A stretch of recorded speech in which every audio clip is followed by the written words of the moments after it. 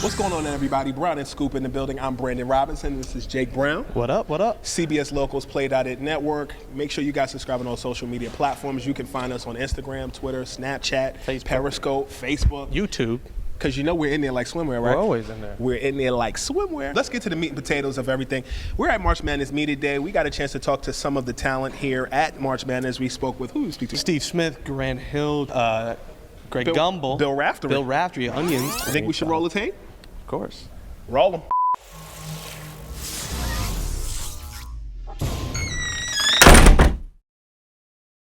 What's going on, sir? Talk to us about the tournament.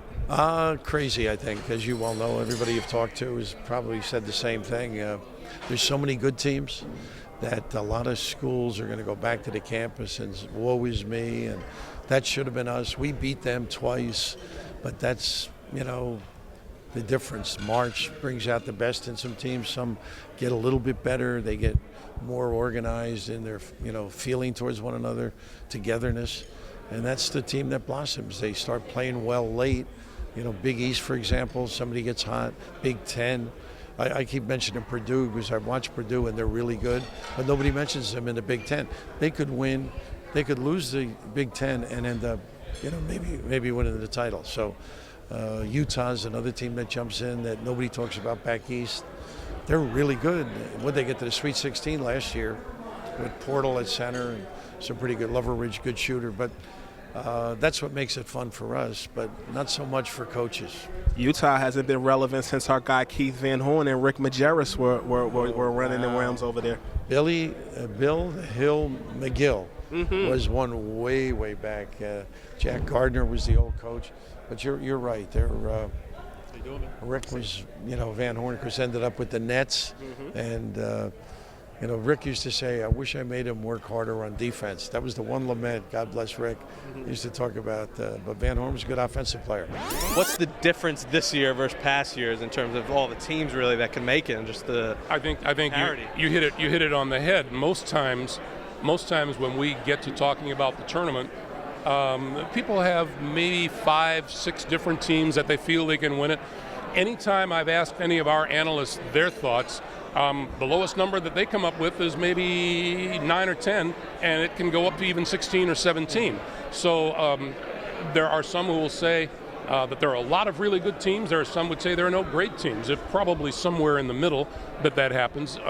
But I think that parity is a good thing, and the fact that there is no real certainty as to who is going to win it makes for an exciting tournament. Tell us about the tournament. There's 25, 30 teams that can really win it.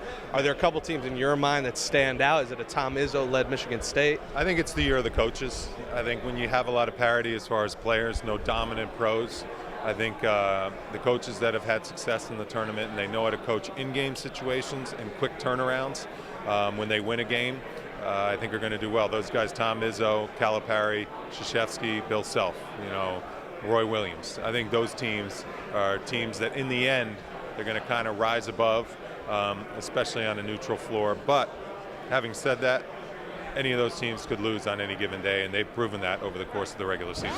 Let's talk about this year's tournament because all the experts are saying 25, 30 teams could potentially get to the Final Four.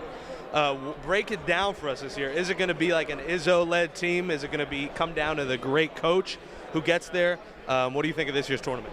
This year is going to be an exciting tournament for a number of reasons. I really, honestly, cannot answer that question. It's weird. Like in years past, whether my association with the tournament or I was in the NBA and I'm filling out my brackets, you could point to 2 or 3 teams that you feel like they're going to be there. They may or may not win it, but they're going to be there in the Final Four. This year, there's so much parity. I agree. I think there'll be maybe 20 teams that have a chance, and maybe even others that are sort of outside of the conversation that can get hot at the right time. But it's interesting, I think why that's the case. There's a lot of theories. But I think this year's freshman class is just not as strong as other freshman classes in years past. And so you see all these teams that are senior-led, they have guys that have been around, they're veteran, they're older. And so anyway, it's been fun to watch. We'll see how it plays out in the tournament. Last time we talked, it was around NBA Finals time on the phone, and we talked about who you thought would win the finals, and you said it was such a dead heat. A lot has changed since then. The Golden State Warriors are the NBA champion. Your prediction going into the playoffs are right around the corner. What do you see in Golden State? What do you see in Cleveland and the other teams that you think stand out? Obviously, you're a former Spur, so you have loyalties to there as well. But what do you see that stands out? You know, I think what's so fantastic about this season is obviously what the Golden State has done in the last 2 seasons. And not only the numbers as far as the record, but also the way they play the game. I think they've changed the way we look at the game of basketball, the shooting of the threes, the movement, the small ball. But I think also what's been phenomenal is the Spurs are like 53-10, I think, or 53-11. That's an unbelievable year, and they're kind of like in the background, and that's the way they like it, the Spurs. So you're talking about a team that's only lost 11 games up against a team that's lost 6 games. Cleveland has been fantastic. It's just when you start to compare to the Warriors and Spurs record-wise, you know, they're ahead of the class. So I think it's when you come down to it, it's the Warriors, obviously, that has lead my vote, who can win the championship. But I think it's the Spurs in the West and maybe the Cleveland Cavaliers in the East that have a chance to be able to beat those guys.